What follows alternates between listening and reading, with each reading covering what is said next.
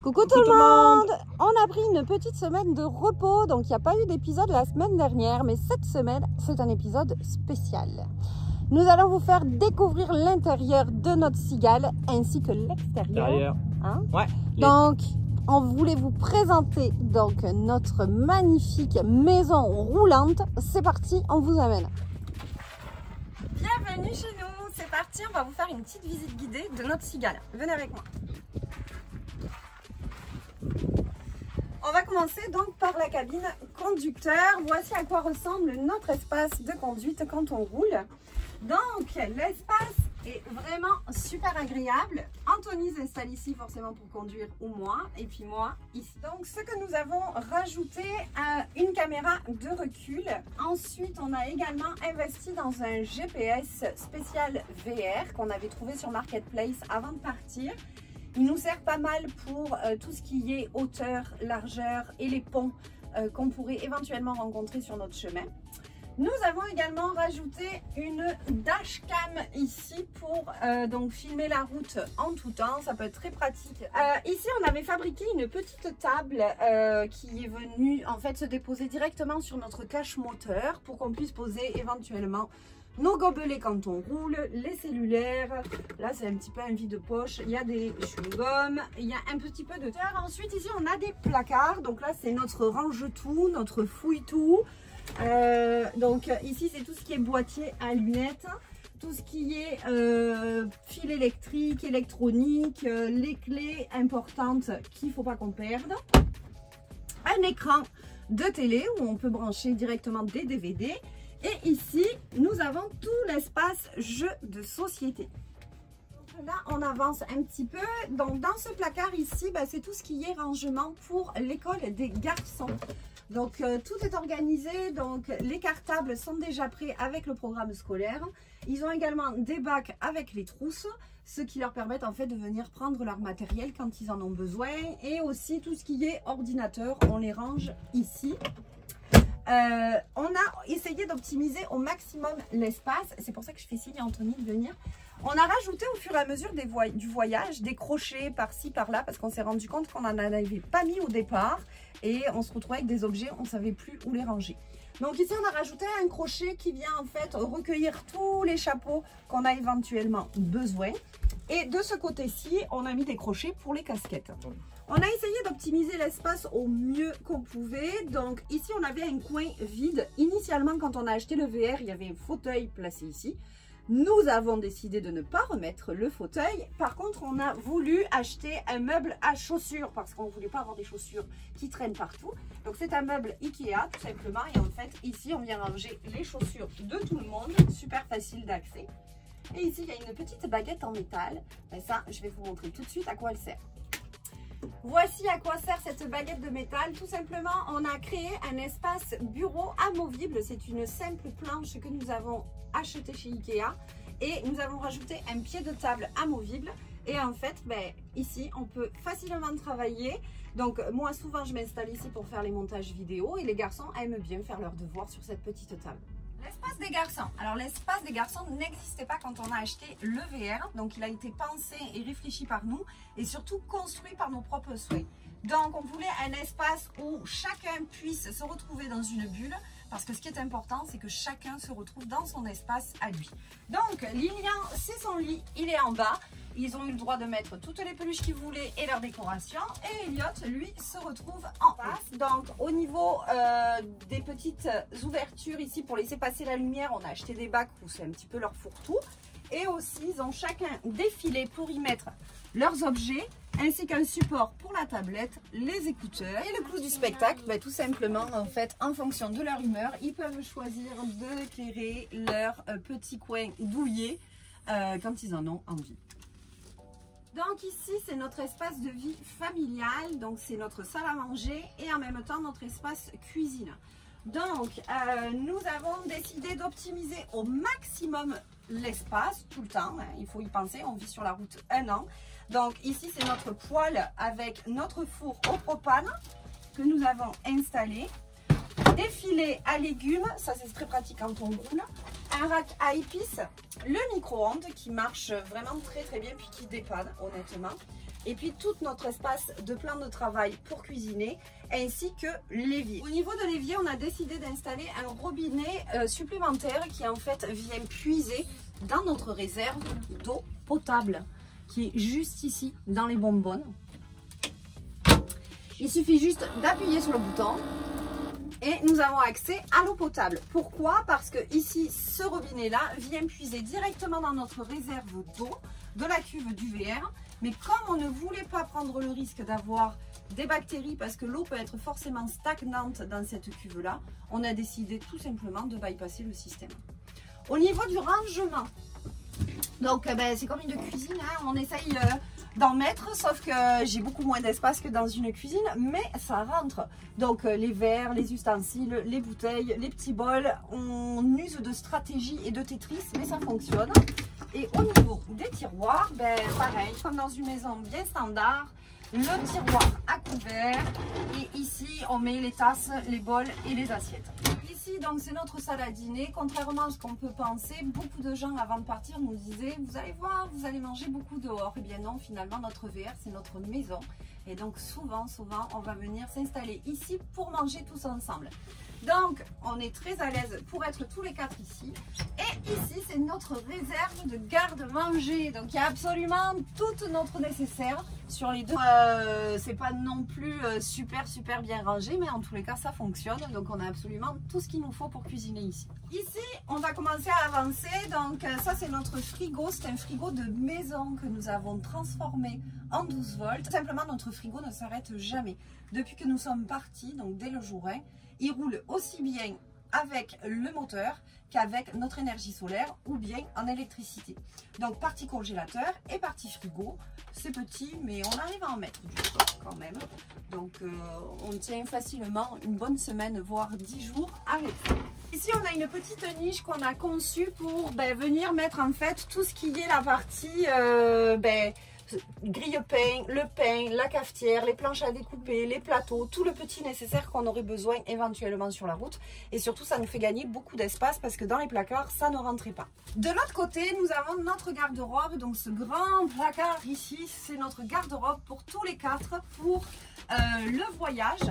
Donc pareil, on a usé un petit peu de stratégie, on a acheté des racks, puis là chacun a son étagère, ainsi que la penderie.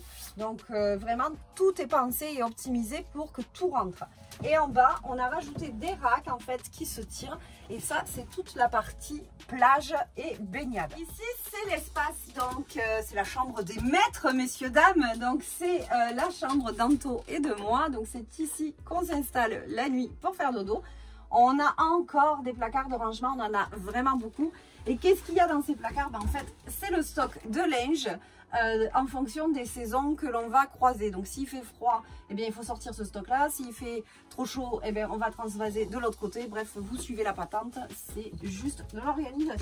On a aussi rajouté des prises USB pour venir recharger donc nos téléphones. Elles sont ici camouflées, et on a aussi usé un petit peu de décoration pour venir cacher l'arrivée d'eau en fait de la salle de bain. Tout simplement, on a créé une porte avec un cadre photo. On a aussi un petit coin lorsqu'on veut relaxer avec Anthony. En fait, on s'est installé un deuxième écran qui nous permet de connecter le téléphone et où on peut caster donc les vidéos qu'on a envie de regarder le soir. Ici, nous avons le contrôle donc de notre chauffage au propane, et enfin le contrôle de tout notre système d'installation électrique solaire. C'est par ici qu'on régit absolument tout, et surtout c'est ici qu'on voit le pourcentage en fait qui nous reste d'énergie dans nos batteries. Ici un petit placard bien pratique, donc en fait c'est le placard à chaussures. Donc toutes les chaussures qui ne rentrent pas dans le meuble à chaussures là-bas sont mises ici. Et enfin un espace vanité, donc évier pour se laver les dents, pour se pomponner le matin, une armoire à pharmacie avec tout le nécessaire. Et enfin la salle de bain, là où on prend notre douche et on va aux toilettes. Tout simplement, on a rajouté un robinet thermostatique qui nous permet de régler la température au chaud tout le temps. Comme ça, au moins, il n'y a pas de prise de tête sur la température. Et voilà, donc on a fini le home tour, enfin du moins on a fini l'intérieur. La seule chose qu'on ne vous a pas montré, eh bien c'est l'espace pour Sherlock parce que je vous l'avais dit, il fait partie du voyage. Donc il a son espace ici et vraiment il est au paradis. Ah mon bébé. Et maintenant on va passer à la partie extérieure du camping-car, mais cette partie-là, c'est Anto qui va la faire. C'est à mon tour maintenant de vous parler de l'extérieur au niveau de tout ce qu'il y a. Donc on y va, on commence par un super grand auvent, donc on est quand même assez choyé, le auvent fait quasiment la totalité du camping-car, donc nous donne un super espace d'ombre, très agréable. Et on a des coffres, et dans nos coffres, il a fallu optimiser un maximum, donc comme Isabelle, moi j'ai opté pour plusieurs façons de faire. Le coffre à Sherlock, donc dedans on a toute la nourriture à Sherlock, on a 4 bacs de nourriture qui nous permet de tenir assez longtemps. Puis toutes ces petites affaires. Donc par la suite on s'en vient ici, donc ici c'est notre bouteille de propane, donc notre tank à propane. Donc elle est fixe sur le véhicule, elle fait à peu près dans les alentours d'une 50aine de litres, je ne sais pas exactement, c'est la seule chose. Mais ça nous permet en moyenne de tenir 2 mois en utilisant toutes nos affaires au propane, donc qui veut dire le four, le chauffe-eau et le chauffage. On continue par une petite prise électrique extérieure super fun. Là on est en train de recharger notre petit haut-parleur lanterne à l'extérieur. Notre chauffage qui est un chauffage au propane, donc ventilé, donc c'est quand même assez bien, ça amène le chaud assez rapidement. Puis un de nos plus grands compartiments qui est en dessous de notre lit, où là je range énormément de choses, et notre système solaire. Donc on peut voir, j'ai pas mal de choses rangées. On a notre petit barbecue lorsqu'on fait nos petites grillades. On a des sacs, on a les skates, les trottinettes des enfants, on a les gilets de sauvetage pour les paddles en haut, des jeux. Ici, on a tout notre système solaire qui est un système quand même super bien fait par Alternative Solaire, Luc, avec qui j'ai travaillé, que j'ai pu avoir la chance de monter tout le système. Donc on peut voir toutes les pièces, quand même un très beau système qu'on a en place et qui est très performant, on est très satisfait. Petit rack à canne à pêche, un indispensable pour quand on va aller au Mexique, on va pouvoir pêcher, on va s'éclater avec ça. Et notre routeur Starlink juste là, qui est en place en tout temps à cet endroit là. Finalement, on a opté pour notre batterie qu'on a mis là. Donc, on a vraiment tout relocalisé. Et la batterie, c'est une 300 ampères Drive Motion auto-chauffante qui a été suggérée toujours par Luc de chez Alternative Solaire. Très satisfait de la batterie. On s'en va en arrière. Comme vous avez pu voir à Las Vegas, on a un rack à vélo. C'était celui-là qu'on s'était fait ouvrir. On a recommandé une toile. Donc dessous, on a les 2 vélos des garçons et aussi on a des tracks de désensablage qu'on a dans une boîte en dessous pour nous permettre que si jamais on est enlisé dans le sable, on va pouvoir se sortir. Nous avons aussi un coffre ici où nous retrouvons encore du rangement mais que je peux pas sortir, mais c'est là où je range ma Starlink. On a un gros inverteur multiplus 3000 ampères qui nous permet de générer tout notre système à partir de ça, utiliser toute notre 110 volts et tout ça, puis tout le reste des chargeurs qu'on a installés à cet endroit. Nous continuons par l'autre côté. Donc ici, on a opté finalement, on avait enlevé la génératrice, puis on a racheté une génératrice aux États-Unis parce que en boondocking c'est super fun, c'est agréable, mais quand il fait très chaud, un peu d'air climatisé fait un petit peu de confort. Donc la génératrice elle est petite, mais elle fonctionne super bien. Je la range dans le coffre là où il y a le barbecue. Prochain coffre, c'est pas compliqué, c'est notre coffre qui nous permet de vidanger nos eaux noires et nos eaux usées. Donc on a 80 litres au niveau des eaux grises et 80 litres au niveau des eaux noires, qui nous permet grosso modo au niveau grise de toffer 3 jours, 4 jours, et niveau noir, ça facilement un 10 jours sans problème. On continue. C'était l'ancienne trappe du frigo qu'on avait avant de convertir, donc elle est toujours là, mais on l'a juste bloquée parce qu'on s'était rendu compte qu'il y avait beaucoup de vent qui rentrait, parce qu'avant il fallait ventiler l'ancien frigo, mais le nouveau il n'a pas besoin. On a l'arrivée d'eau lorsqu'on est branché à l'aqueduc directement, ça nous permet d'avoir de l'eau à volonté quand on est branché. Notre petite douche extérieur. Toujours fun quand on rentre de la plage pour se rincer les pieds ou même se mettre un petit coup eau chaude, eau froide. On est comme super bien servi là-dessus. Notre chauffe-eau qui nous permet donc d'avoir notre eau chaude, un chauffe-eau au propane. Non, on n'a rien changé là-dessus, c'est toujours celui-là d'origine. Donc on a une petite trappe où c'est qu'on remplit notre réservoir d'eau à l'intérieur du véhicule. Donc soit on met de l'eau potable ou non potable, c'est bien sûr c'est pas celui-là qui est relié au bidon, mais c'est vraiment en dessous de lit des garçons. C'est 200 litres d'eau. Donc ça pareil, ça nous donne une autonomie de 3 à 4 jours à 4. Ensuite, on va avoir 2 coffres. Donc ça, c'est mes coffres, on va dire. C'est mon dada à l'intérieur. Je vous montre un peu. Donc dans celui-là, c'est pas compliqué. On retrouve le jerrycan d'essence pour la génératrice. Tous mes tuyaux d'eau, mes câbles, tout ce qui est rallonge électrique. Tuyaux de vidange. En arrière, on a tout ce qui est mes bidons d'huile. On peut voir les bidons de Preston. Tout ce que j'ai besoin pour la mécanique du véhicule. Et ici, c'est un peu ce que je sors souvent. Donc, beaucoup de les bouteilles de propane pour faire fonctionner le Weber. Puis des petites choses que j'attrape rapidement et que j'ai besoin. Dernier coffre qu'on a sur la Cigale. Ce coffre-là, ça c'est mon coffre où c'est que, bon, encore une fois, on va retrouver des bacs de rangement.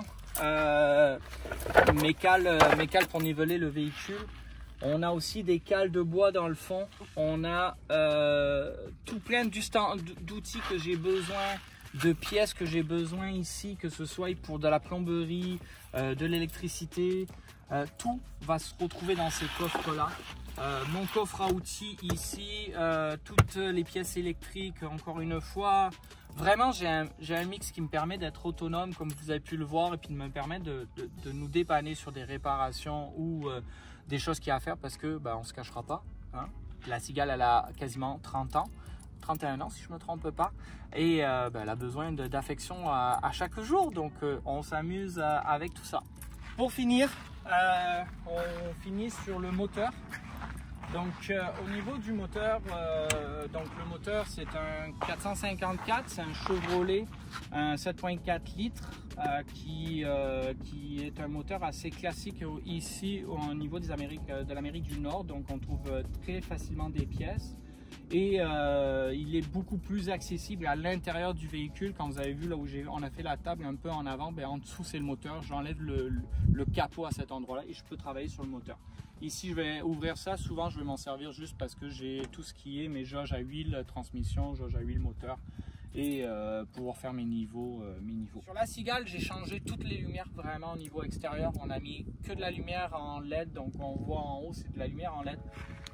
Des phares en LED qui nous permettent vraiment d'éclairer beaucoup plus que les anciens puis les clignotants. Ça, c'est vraiment un ajout pour nous. Et j'ai mis une grille ici qui, je vous dirais, est très pratique parce que dans certains endroits, on a retrouvé beaucoup d'insectes, beaucoup de cailloux pris dedans. Donc, ça protège énormément le radiateur qui est juste en arrière. Donc, on espère que ce home tour vous a plu. N'hésitez pas à poser des questions si vous voulez plus d'informations, avec grand plaisir. Maintenant, on se donne rendez-vous donc la semaine prochaine avec une grosse étape qui s'en vient. La traversée au Mexique. C'est parti. Donc, nous changeons de pays. Donc, une traversée s'amorce pour nous. On va vous partager tout ça. Bye bye. Bye bye.